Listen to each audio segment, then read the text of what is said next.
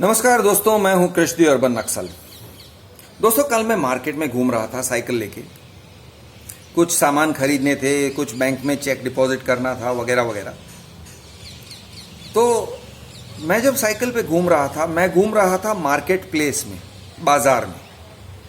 तब ख्याल आया, क्या ऐसे हो सकता है कि इस मार्केट प्लेस में, इस बाजार में कुछ दुकान हो, कुछ जगह हो, कुछ बिजनेसेस हो जो इतने डेंजरस हो कि उस दुकान में अगर मैंने पांव रखा तो मेरे से भारी नुकसान हो जाएगा।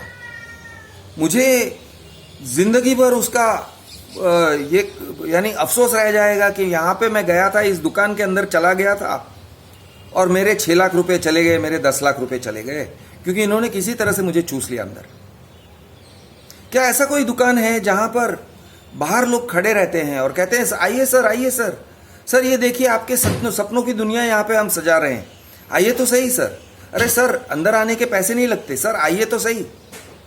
इस तरह से कह के वो अगर कोई अंदर बुला रहा है, मैं तो ऐसे ही पासर बाई हूँ, राह चलता इंसान हूँ।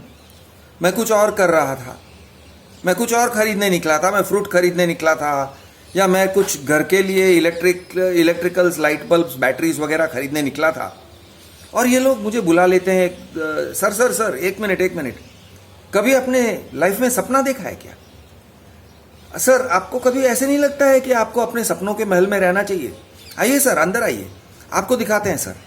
सर 1 मिनट देख के जाइए, देखने के पैसे नहीं है सर, हाथ भी लगा दीजिए, हाथ लगाने के पैसे नहीं है, आइए सर, अंदर आइए सर, आपको कोई नुकसान नहीं होगा सर, बहुत सही चीज़ है, आइए आइए, देखिए देखिए। और आपको अंदर बुलाते हैं। और जैसे आप अंदर जाते हो तो बहुत सारे सामान हैं, कहीं वॉशिंग मशीन, कहीं फ्रिज, कहीं कुछ कहीं कुछ। आपको दिखाते हैं, सर ये आपके सपनों का फ्रिज है, सर ये सपनों का वॉशिंग मशीन है, सर ये सपनों का सीलिंग फैन है, सर ये फैन आप चालू करोगे तो आप जिंदगी भर कूलनेस ही कूलनेस है सर, आपको कभी पलट के देखना नहीं पड़ेगा सर। सर ये एसी है, अरे क्या एसी है सर, पूरा घर का माहौल बदल देगा सर, ये एसी अमेजिंग एसी है सर, अक्षय कुमार यूज करते हैं, अक्षय कुमार और ट्विंकल खन्ना रहते हैं इस ऐसे एसी वाले घर में सर, आप देख लीजिए सर। और जैसे ही आप उनको देखते हो, आप टच करते हो, सर आप डेमो देख लो ना सर, सर एक बार हाथ तो लगाओ सर। और जैसे ही आप हाथ लगाते हो, आप उस पर चिपक जाते हो, उसके ऊपर सुपर ग्लू लगाया हुआ है, आपका हाथ चिपक गया। अब वो कहेंगे, अरे सर ये आपने क्या कर डाला सर, हमारा भारी नुकसान कर दिया सर, हमारे फ्रिज पे आपका हाथ चिपक गया सर, अब तो आपको ये फ्रिज लेना ही चाहिए। अरे भाई मेरे, मैं तो देख रहा था, आपने बुलाया था देखने के लिए। नहीं सर, वो सब तो ठीक है, आप देखिए, आप अपने पैरों से चल के आए थे इस दुकान के अंदर, हमने आपको उठा के, हमने आपको रास्ते से किडनैप तो नहीं किया, रास्ते से हमने उठा के दुकान में तो नहीं लाए ना, आप चल के आ रहे हो ना अपनी स्वेच्छा से। हाँ बिल्कुल सही है। तो सर आप आए, आपने सब कुछ देखा, आप देख रहे हो साहब, महंगे महंगे आइटम्स है सर, और हम लोग देखो सर, हम लोग यहाँ पे बहुत मेहनत करके ये आइटम्स बेचते हैं सर, और आपने ये फ्रिज को हाथ लगाया, अब आपकी हाथ चिपक गई। तो आप कहोगे यार हाथ चिपक जाए ऐसी व्यवस्था आपने किया क्यों है? फ्रिज के ऊपर आपने सुपर ग्लू लगाया क्यों है? आपके सारे सामान पे ऐसे ही सुपर ग्लू है? हाँ सर, वो हमारे कंपनी की पॉलिसी है, हमारी कंपनी की पॉलिसी है कि सुपर ग्लू लगा के रखो, हाथ चिपक जाए वैसे लगा के रखो। तो भाई ऐसे क्यों किया? सर वो तो हमको करना पड़ता है सर। क्यों? नहीं, ये हमारा कंपनी का पॉलिसी है।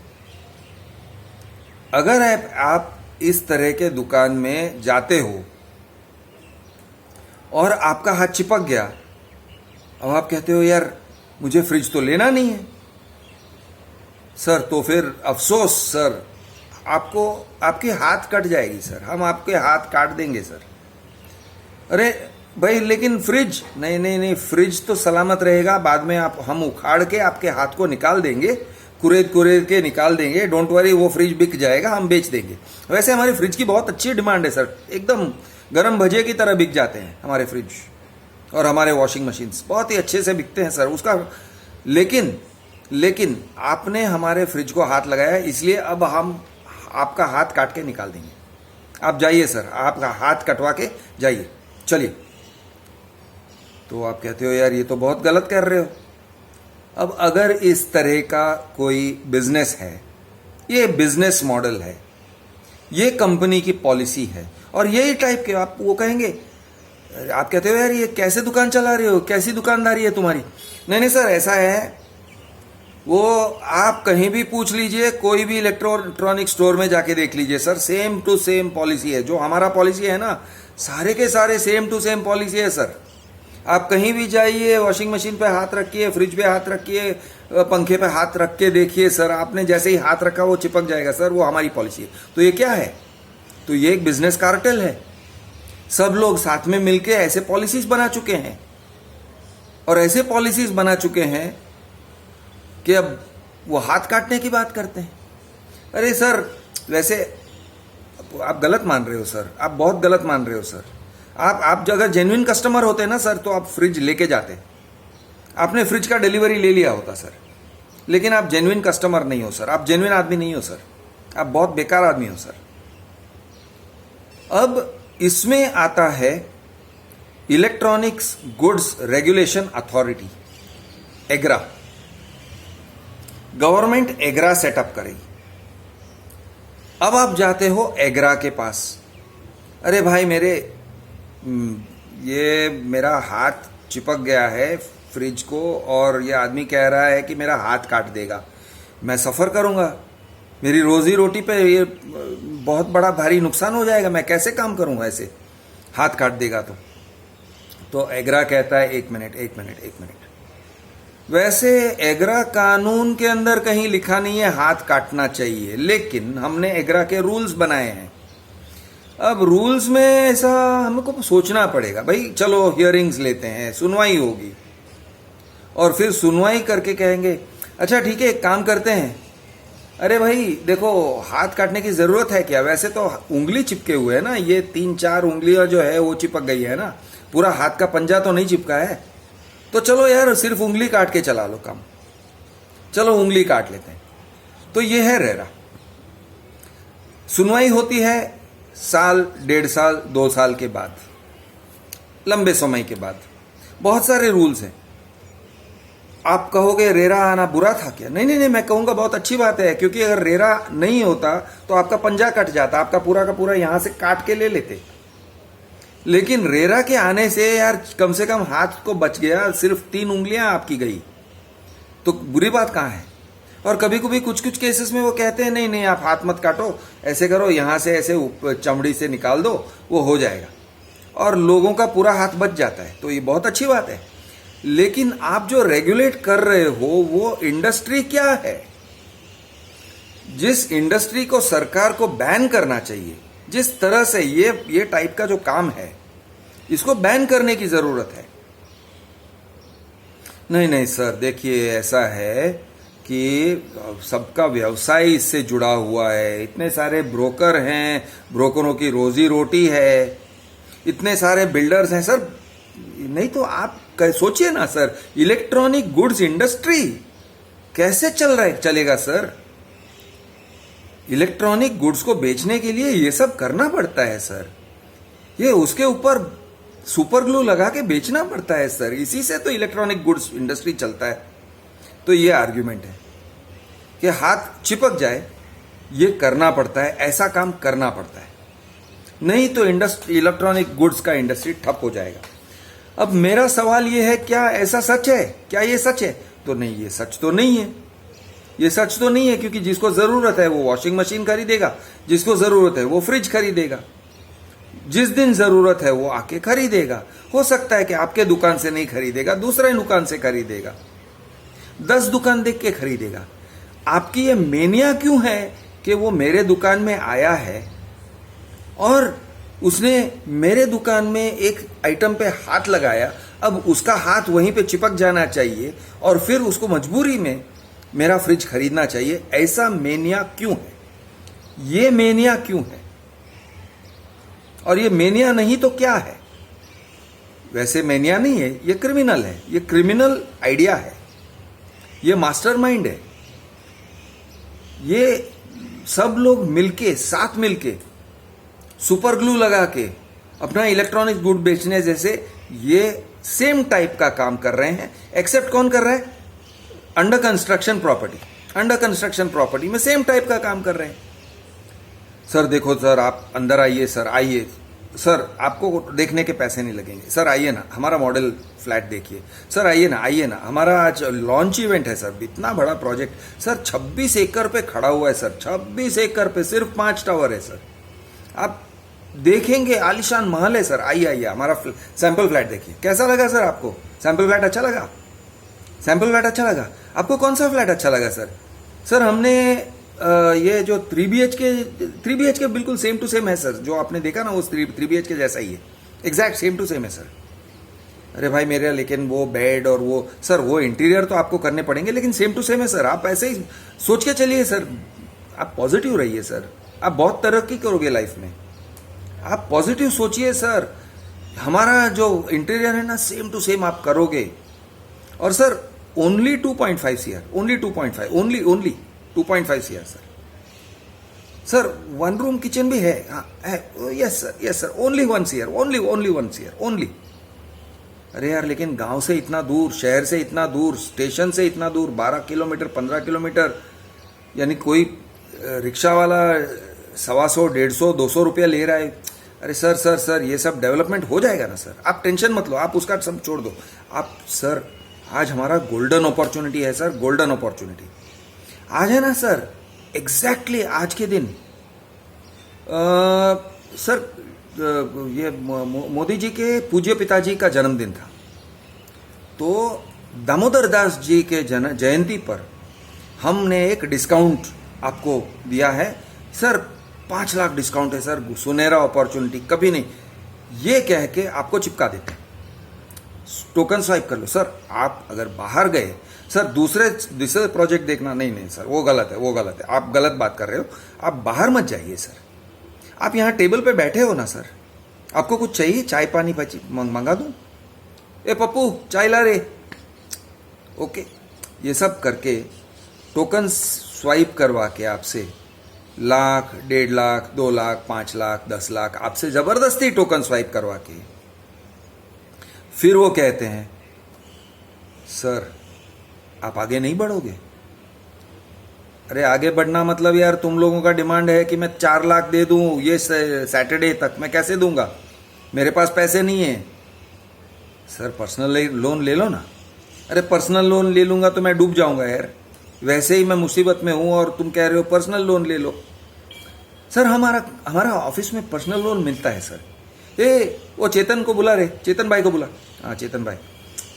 अरे सर आपका सैलरी कितना है? 25,000। चलो सर आपके लिए हम 3 लाख रुपए का पर्सनल लोन कर देते हैं, और वो पर्सनल लोन लेके यहाँ पे दे दो और श्री गणेश कर दो, तो आप यानी आगे बढ़ोगा, डील आगे बढ़ेगा सर। आप सोचिए ना सर, डील आगे बढ़ेगा। रजिस्टर्ड एग्रीमेंट, हाँ registered agreement sir next month होगा, तब तक कुछ ना कुछ आप जुगाड़ कर लेना पैसे का, ये कह के आपको धकेल देते हैं आगे। आपने खुद के पैसे तो दे दिए, लाख, 1.25 लाख, 1.5 लाख, 2 लाख दे दिए, जो बैंक में ऐसे ही पड़े हुए थे सेविंग्स बैंक अकाउंट में। थोड़ा और पैसा था तो आपने एफडी तोड़ के दे दिए, फिर आपने पर्सनल लोन लेके दे दिए। अब भाई सर अब अग्रीमेंट करो सर। अरे लेकिन अग्रीमेंट करने के पैसे नहीं है मेरे पास स्टैम्प ड्यूटी भरने के पैसे नहीं है। अरे सर तो फिर हम क्या करें? ठीक है सर, आप ऐसे करो ना, अब सीआरएम के पास चले जाओ। अब आप पहले आप जिससे बात कर रहे थे उसके पास है वो नहीं, आप कहीं और गए। अच्छा सर आप क्या कैंसिल करना चाहते हो? हाँ तो हाँ सर हमारी कंपनी की पॉलिसी है कि पैसे वापस नहीं मिलेगा। अरे कंपनी की पॉलिसी, लेकिन कायदे कानून का क्या? सर क्या बात कर रहे हो, इतनी बड़ी कंपनी है, लोधा है, हमारा ब्रांड देखो ना सर, हमारा ब्रांड नेम देखो ना, first page of times of India में हमारा ऐड छपता है सर। इतनी बड़ी कंपनी है, अब इतनी बड़ी कंपनी काम करेगा तो बेकायदा सर काम करेगा क्या? अगेंस्ट द लॉ काम नहीं करते हैं सर, हम कोई अगेंस्ट द लॉ काम नहीं कर रहे हैं सर। आप गलत कह रहे हो, बिल्कुल गलत कह रहे हो। आप जरा भी ऐसे कहना मत, ऐसे मत कहना कि हम गलत काम कर रहे हैं सर, बहुत आप गलत कह रहे हो। प्लीज डोंट डिफेम अस, हम बहुत सही काम कर रहे हैं सर। आप गलत हो, आप गलत हो कि आप आगे बढ़ना नहीं चाहते हो, आप एग्रीमेंट में जाना नहीं चाहते हो सर, आप जेन्युइन आदमी नहीं हो सर। और आप अब इस सौदे से हट रहे हो सर, आप सौदे से हट रहे हो। अरे यार सौदा क्या है, या आपके सोर्सिंग मैनेजर्स ने हमको फोन किया, हमको बुलाया, चैनल पार्टनर मेरे पीछे लग गया था, जबरदस्ती पीछे पड़ा। सैटरडे को मैं आराम में था, उसने मुझे उठाया, किसी तरह से मुझे लेकर आया। पिकअप ड्रॉप ऑफ भी आपके ऑफिस ने दिया है मुझे। हाँ वो सब अच्छा है ना सर, पिकअप ड्रॉप ऑफ दिया, लेकिन तुम लोगों ने मुझे यहाँ पे बिठाकर जब बुलाया था तब ऐसे नहीं बोला था कि मुझे जबरदस्ती लेना। सर आपसे जबरदस्ती थोड़ी की है, आपने तो अपनी स्वेच्छा से लिया है। आप तो अपनी स्वेच्छा से स्वाइप करते हो ना सर टोकन, आप जबरदस्ती में थोड़ी ना टोकन स्वाइप कर रहे हो सर। ऐसे आप बच्चे तो नहीं हो सर, आप बच्चे हो क्या? तो नहीं अभी मेरे पैसे वापस दो। नहीं नहीं, अरे सर आपने एप्लीकेशन फॉर्म पे साइन किया था, उसमें लिखा हुआ था कि फॉरफिट हो जाएगा, तो अब फॉरफिट हो जाएगा सर, अब फॉरफिट करना ही पड़ेगा सर। हम नहीं करना चाहते हैं सर, हम तो आपके वेल विशर्स हैं सर। मैं तो चाहूंगा सर कि आप 20 साल के बाद आपका बच्चा बड़ा हो जाएगा तब भी मेरे पास वो आएगा फ्लैट लेने के लिए। मैं तो आपका वेल विशर हूँ सर, लेकिन हमारी कंपनी की पॉलिसी है कि अमाउंट फॉरफिट करना पड़ेगा।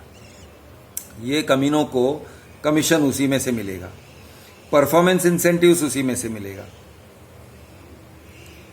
उनके सेल्स टारगेट्स आपको दिखाकर अचीव करते हैं कि हमने बुकिंग करवा दिया, टोकन स्वाइप हो गया, बुकिंग हो गया, बुकिंग हो गया, आपके पैसे उनके जेब में चले गए, बोले हाँ चलो हो गया।